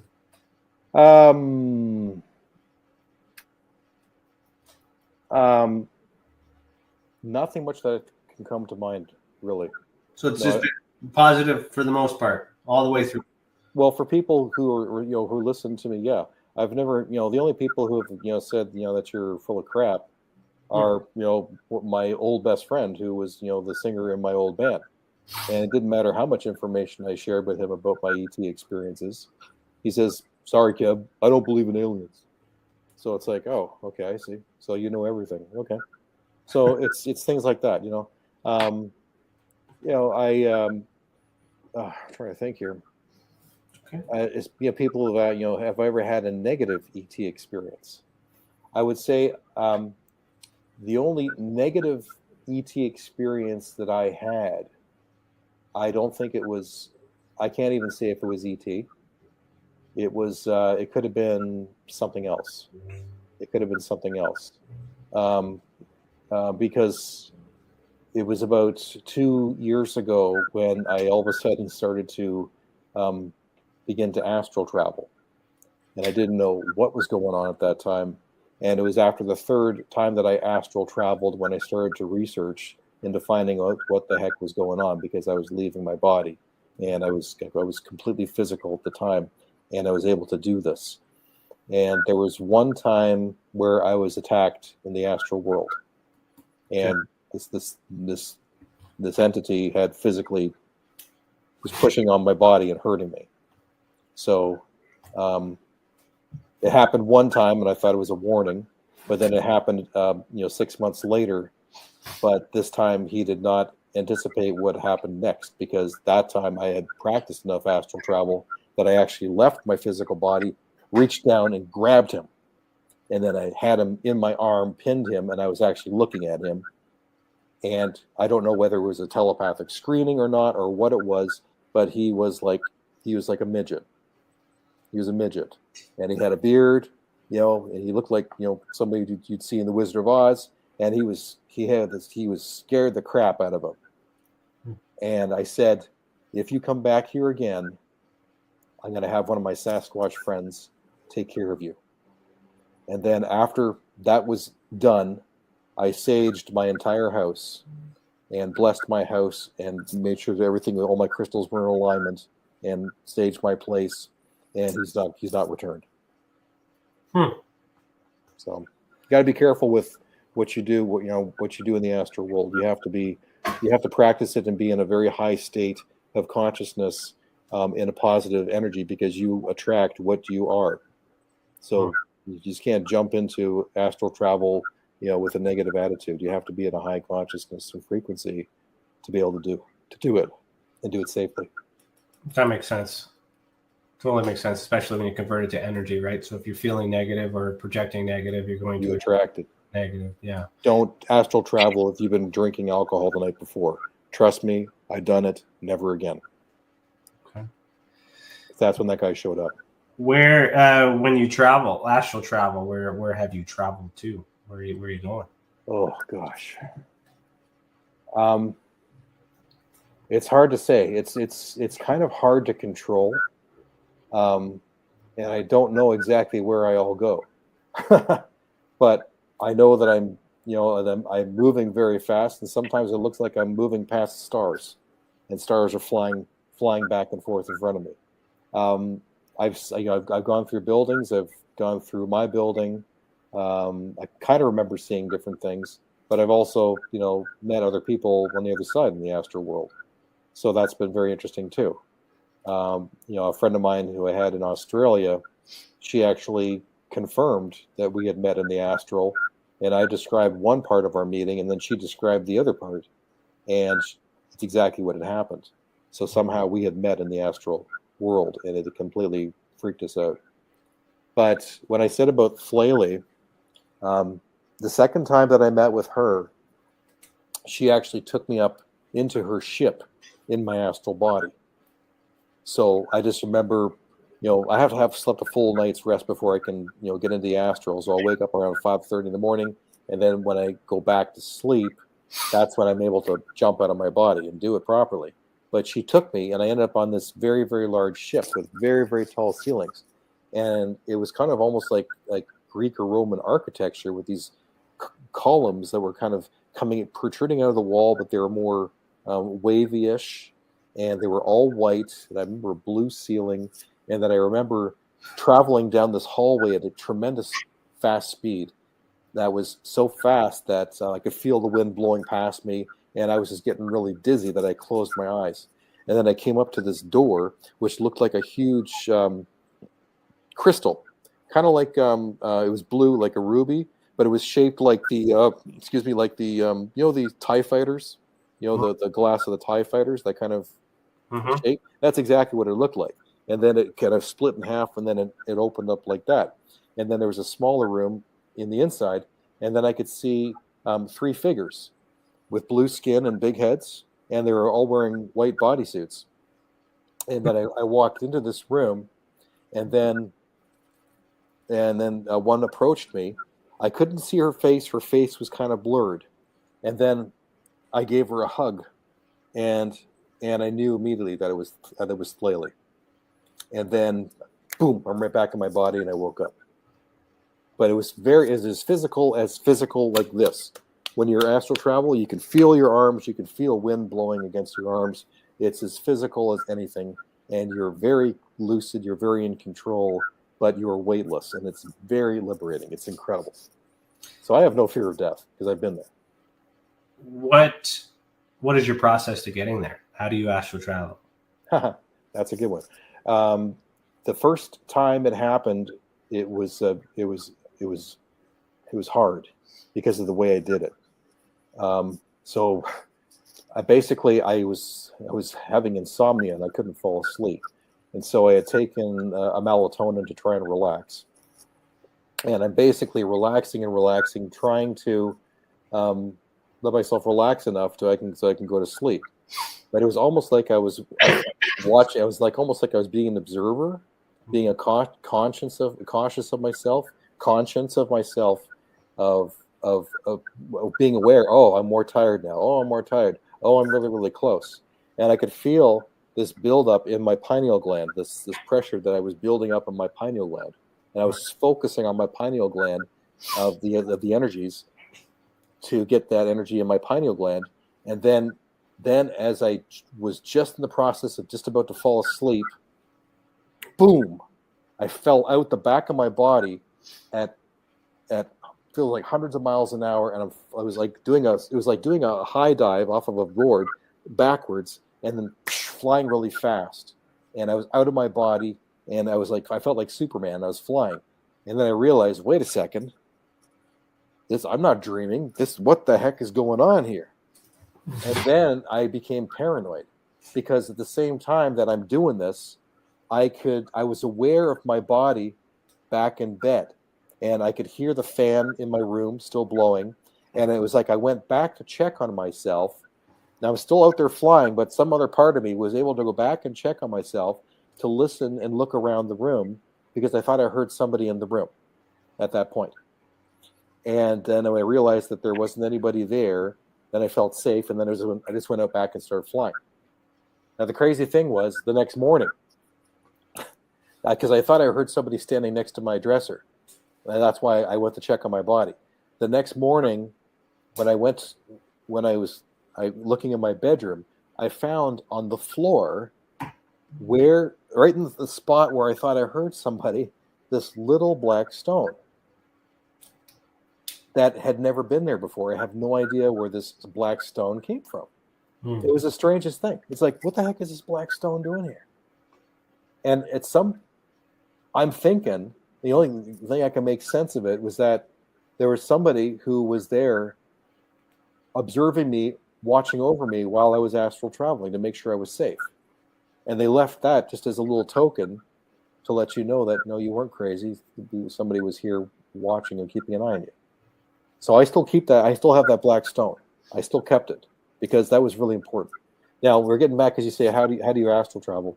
I do it the same way, but I do it a lot easier now.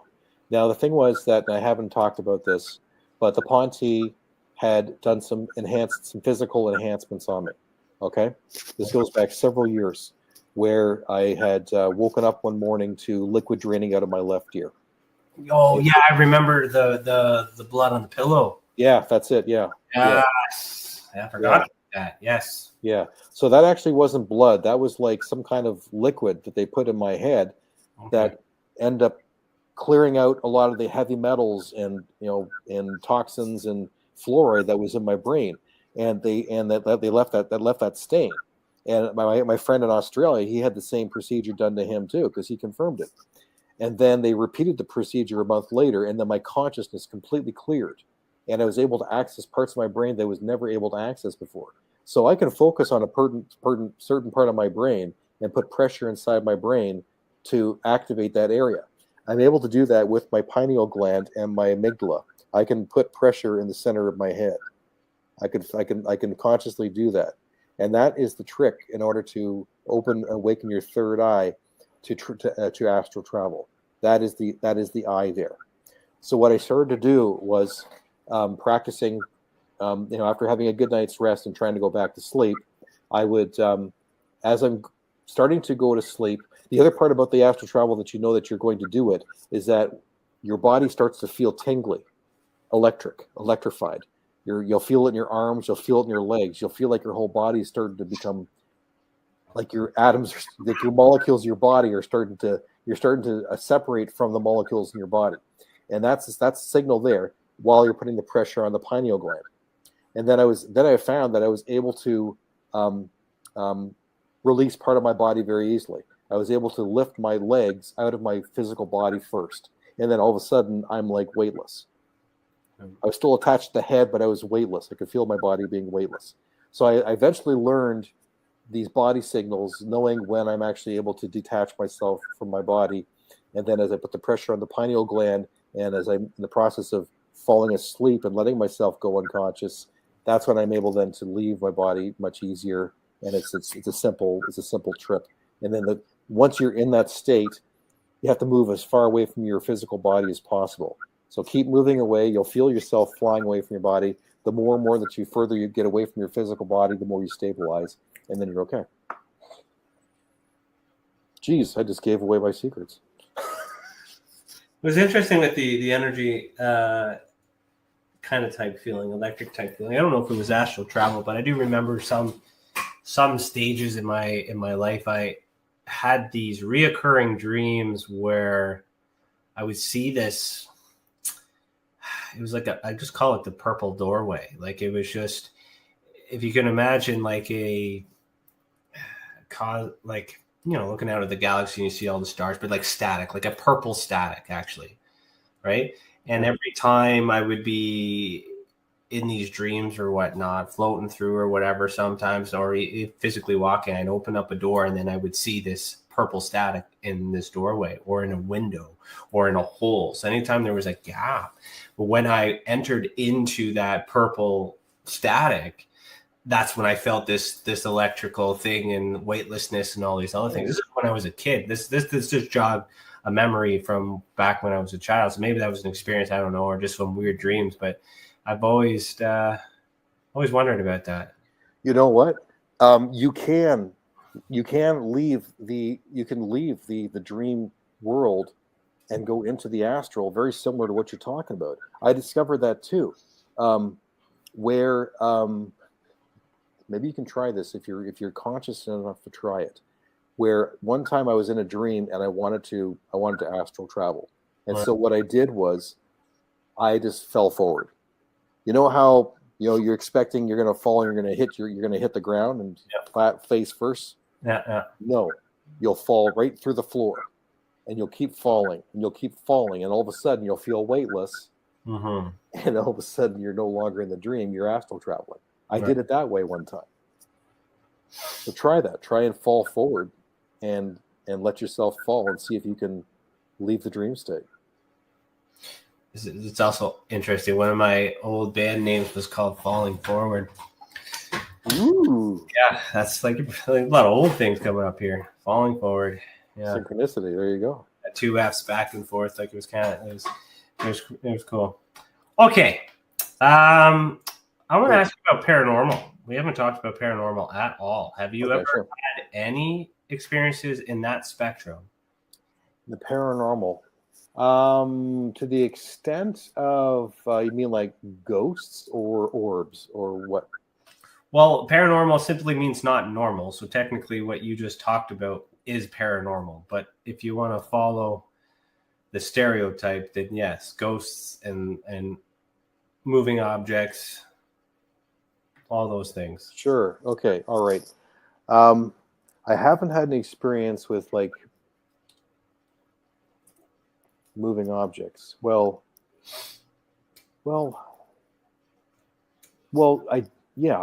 I had an apport happen one time. Okay. So that was very interesting. Happened in my apartment, where I had this small little glass filter. It was for like a pipe, but it was like a glass filter for it, and I was cleaning out the pipe, and the glass filter accidentally fell down the sink. Okay, it went in the sink. It was gone. And then a couple weeks later, don't know how it happened, I went to go open my window of my apartment, and there on the windowsill was that filter. Weird. Yeah. I cannot explain that. I've had that happen. I've had some Mandela effects happen that completely freaked me right out. Personal Mandela effects. One being when I moved to this condo here.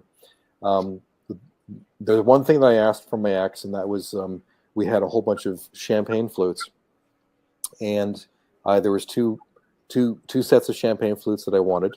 Now we all know all of our champagne flute sets because we used them every single New Year's, right? So she gave me two sets that I asked for, but then there was an extra champagne flute that was put in there. And I look at the champagne flute, and it says, Class of 96, Glennon College, York University, from our graduation. We never got champagne flutes for our graduation. Oh, that's weird. We graduated like 25, 30 years ago. I'm looking at this going, what the heck is this? I've never seen this before in my life. So I give her a call. I say, what is this? And she says, well, we had a set, and I kept mine, and I thought you'd like to have yours. And I said, we never got champagne flutes for our graduation. It was a Mandela effect. It's scary. It freaks the hell out of me. I can't look at this thing because it doesn't exist. Did she, when she said that to her, did she remember that as well, or did she remember getting it? No, there's no comment from her. I mean, she just texts me. She doesn't talk to me, but there's no comment. So I got this champagne flute, which technically doesn't exist. It's a Mandela effect. You know. How do you think? How does that happen? How does that work? How is that possible? The Mandela effect? In your opinion? Oh, geez. I've heard different theories. There's so many different theories that are floating around. You know, some people are saying it's CERN that's screwing around with timelines, which could possibly be a possibility. I've also, read from, the Sasquatch Message to Humanity books, written, which are conversations with the Sasquatch Elder Camus, who talks about because of the planetary shifts that are going right now between third density and fifth density of planet Earth, that it creates these holes in the what do you call that donut? It's a donut of energy. Like a toroidal field? Toroid. That's it. Toroid of spinning energy, of time, of space-time. And he's saying that when we get closer to these splits of 3D energy to 5D energy, you'll sometimes get these toroid glitches, which is what's happening with the Mandela effect. That's what he explained. So there's different theories of what's going on. But when we talk about other paranormal experiences, the other thing that took place that was really incredible is in Chewelah, Washington, 2019. And I was introduced to Darrell Stokes, who has this incredible gift of being able to photograph the unseen world. So he is able to photograph orbs, and he photographs, he has tens of thousands of pictures of orbs.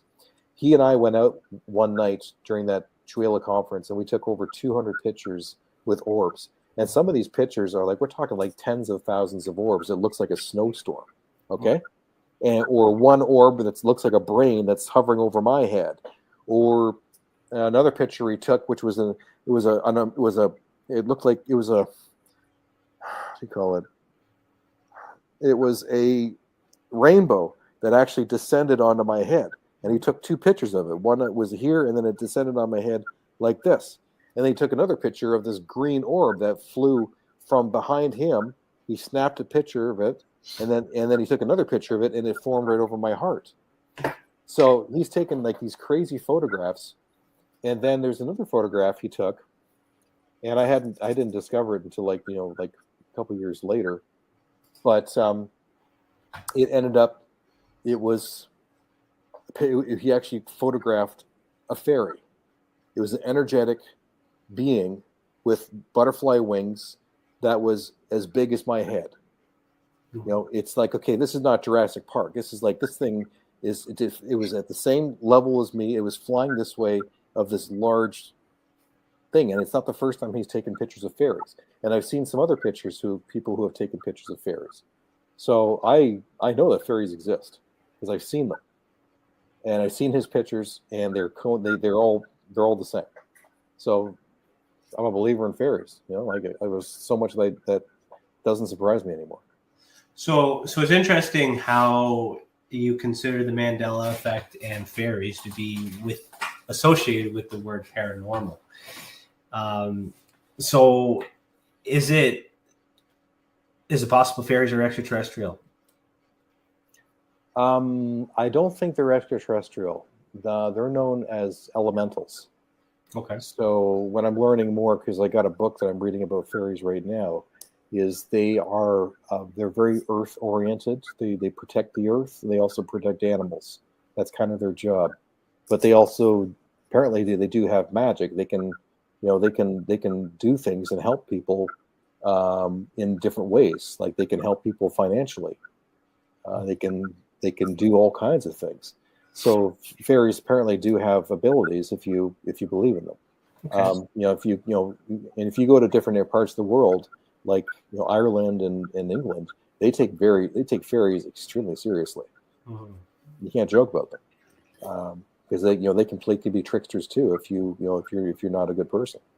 Yeah. But I've seen pictures of fairies. I know other people who have had interactions with fairies. Somebody who saw them up in Mount Shasta. They also saw gnomes as well in Mount Shasta. So there's a lot of elementals. There's woodbend people. There's Sasquatch.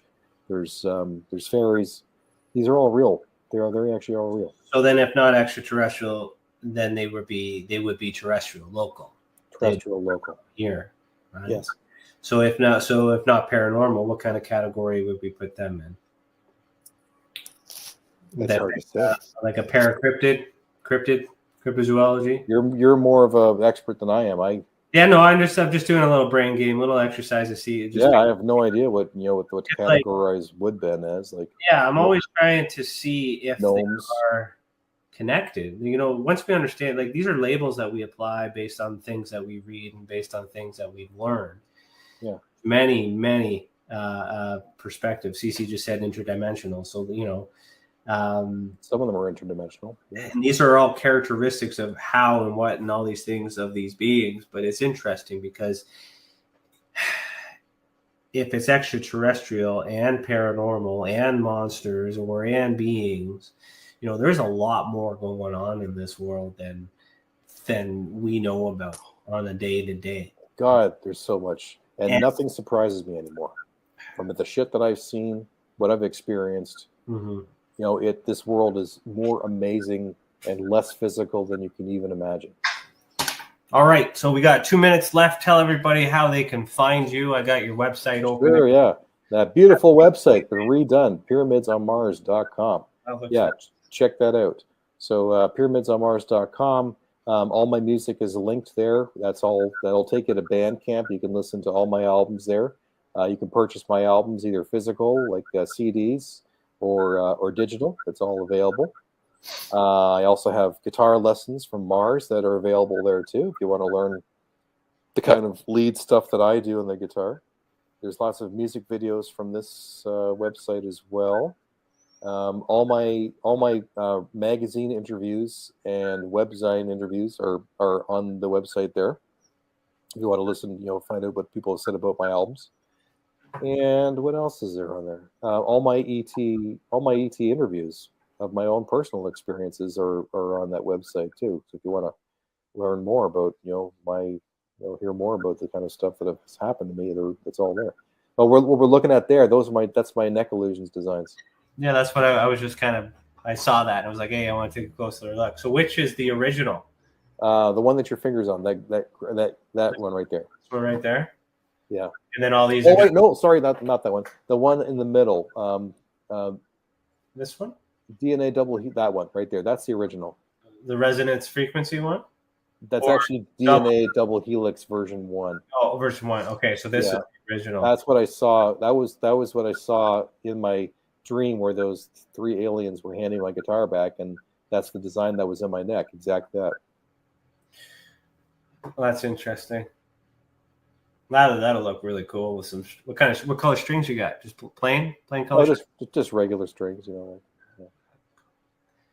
electric guitar strings.